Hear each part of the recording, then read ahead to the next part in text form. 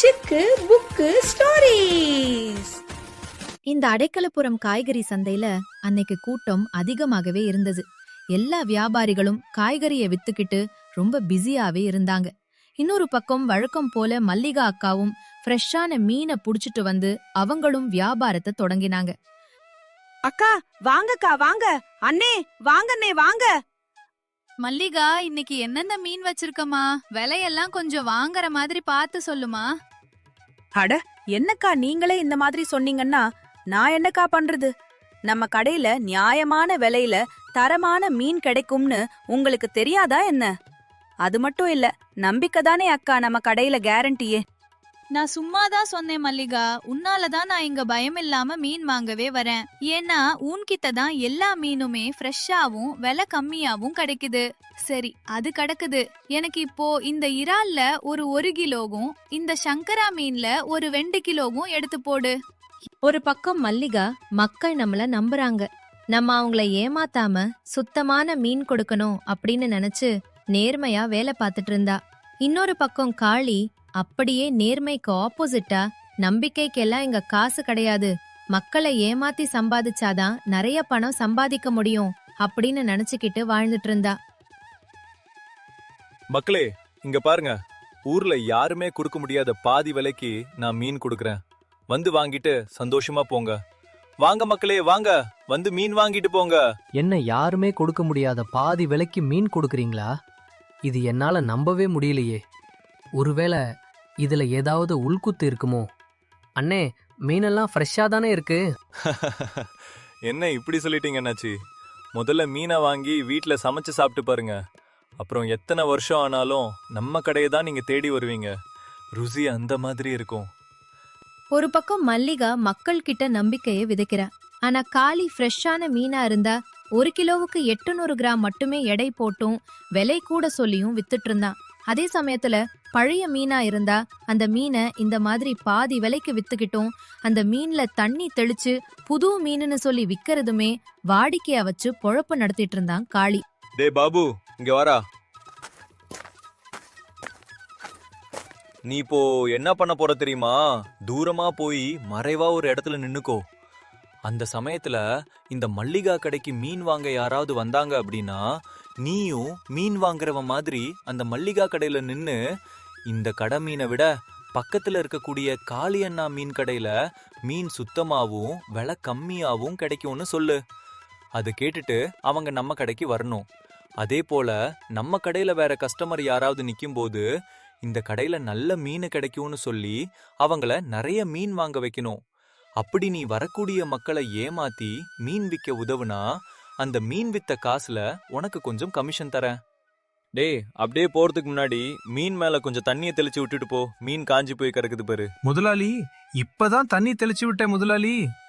டே, அதனால என்னடா மடையா, திரும்பவும் தண்ணி தெளிச்சு மீன் வாயில தண்ணிய ஊத்தி விடுறா. அப்பதான் மீனோட வெயிட் அதிகமாகும். உடனே பாபு தண்ணிய மீனு மேல தெளிச்சிட்டு அங்கிருந்து போயிட்டான். கொஞ்ச நேரம் கழிச்சு காளியுடைய மீன் கடைய பார்த்து 3 பேர் அங்க வந்தாங்க. அட, என்ன இது?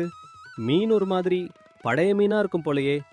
தூரத்துல இருந்து பார்க்கும்போது புது மீனா இருந்தது.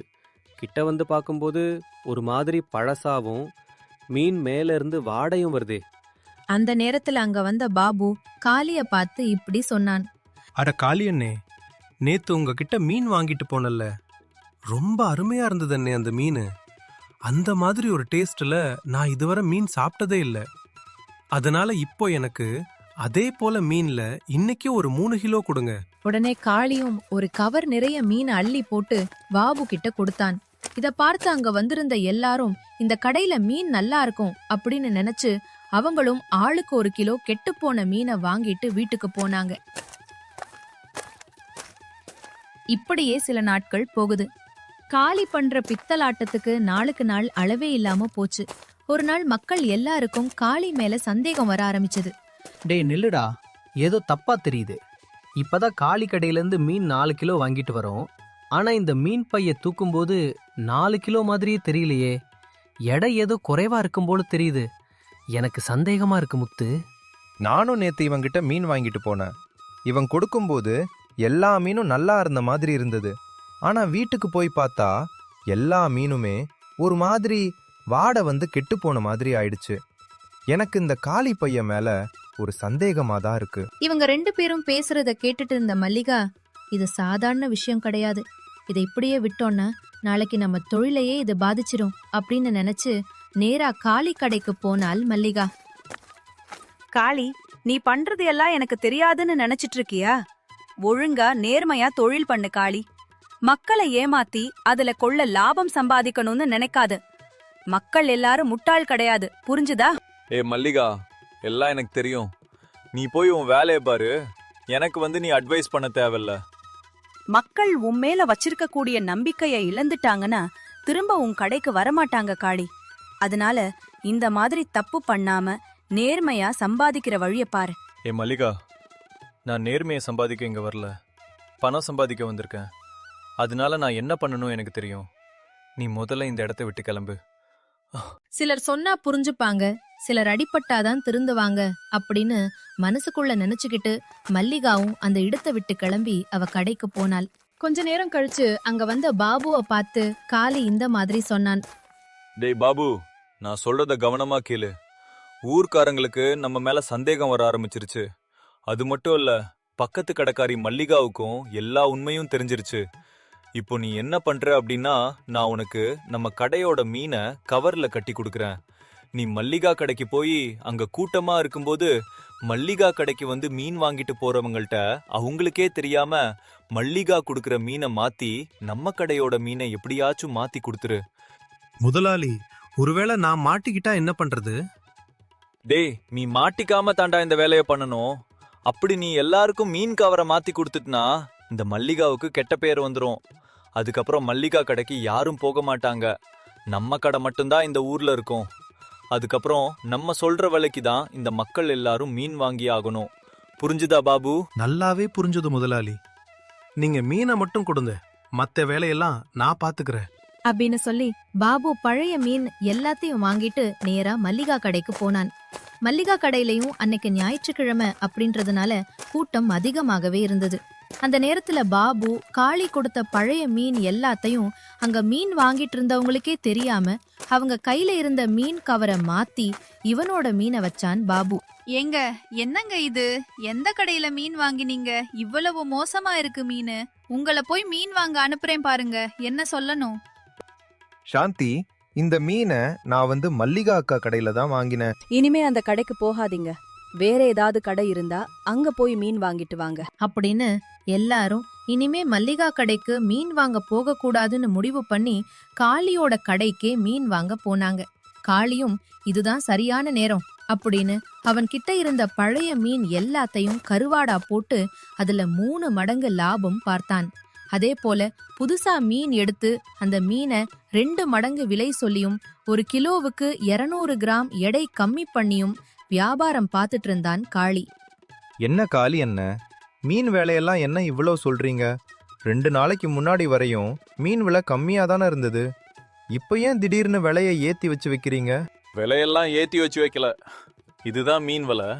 வேணும்னா வாங்கிக்கோ, இல்லைன்னா இடத்த காலி பண்ணு அப்படின்னு வரக்கூடிய வாடிக்கையாளர் எல்லார்கிட்டையும் திமிரா பேசி வியாபாரம் பண்ண ஆரம்பிச்சான் காளி. இன்னொரு பக்கம் என்ன நடக்குதுன்னே தெரியாம மல்லிகா வேதனையா உக்காந்து அழுதுகிட்டு இருந்தா. கடவுளே, நான் யாருக்கு என்ன துரோகம் பண்ண? ஊர்ல என்ன பத்தி தப்பு தப்பா பேசுறாங்களே. நான் இதுவரை என் தொழில நேர்மையாதானே இருந்தேன். நான் எப்போ இந்த மக்களுக்கெல்லாம் கெட்டு போன மீனை கொடுத்தேன்? ஏன் என்ன பத்தி தப்பா பேசுறாங்க ஊருக்குள்ள? யாருமே என் கடைக்கு மீன் வாங்கவே வரமாட்றாங்களே. டேய் பாபு, இந்த பணம் எல்லாம் உனக்கு தான். உன்னோட உதவினால தான் மல்லிகாவுக்கும் அவளுடைய கடைக்கும் கெட்ட பேர் வாங்கி கொடுத்து இந்த ஊர் மக்கள் எல்லாரையும் முட்டாளாக்கி நம்ம வாழ்ந்துட்டு இருக்கோம் அப்படின்னு பாபுவும் காளியும் நடந்த எல்லா விஷயத்த பத்தியும் பேசிட்டு இருந்தாங்க. அது எல்லாத்தையும் வீட்டுக்கு வெளியில இருந்து ஊர் தலைவரும் இன்னும் சில பேரும் சேர்ந்து கேட்டுட்டு இருந்தாங்க. அடுத்த நாள் காலையில காளி கடைக்கு வாடிக்கையாளர் ஒருத்தர் வந்தாரு. அவருக்கு ஆல்ரெடி காளி மேல ஒரு சந்தேகம் இருந்துட்டு தான் இருந்தது. காளி, இந்த நண்டுல 1 கிலோ கொடு. இந்தாங்க அண்ணாச்சி, நீங்க கேட்ட 1 கிலோ நண்டு விலை 800 ரூபாய். இந்த நண்டு 800 ரூபாயா?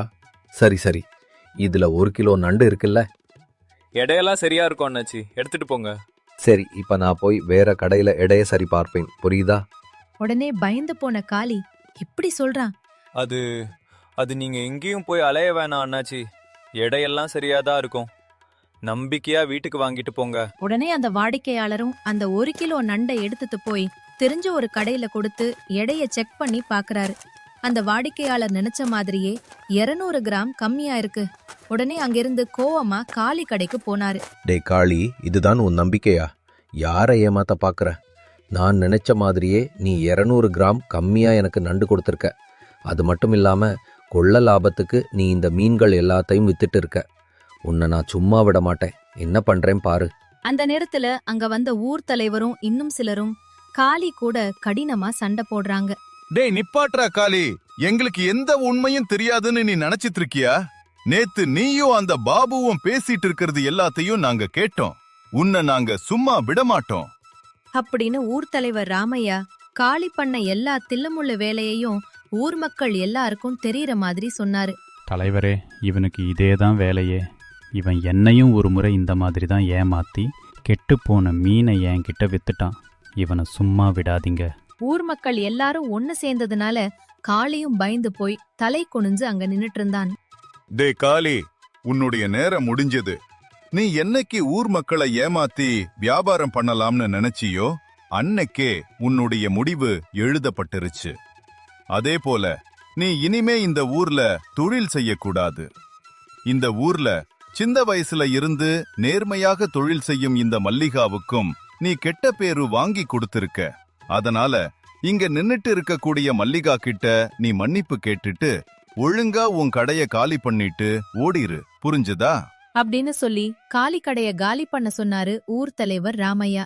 காளியும் தான் பண்ணது தப்புதான் அப்படின்னு முடிவு பண்ணி கடைய காலி பண்ண சம்மதிச்சான். செல்லங்களா, இந்த வீடியோ உங்களுக்கு பிடிச்சிருந்தா மறக்காம இந்த வீடியோவுக்கு லைக் பண்ணிட்டு கமெண்ட் பண்ணிட்டு மறக்காம நம்மளோட இந்த சேனலை சப்ஸ்கிரைப் பண்ணிருங்க. நன்றி.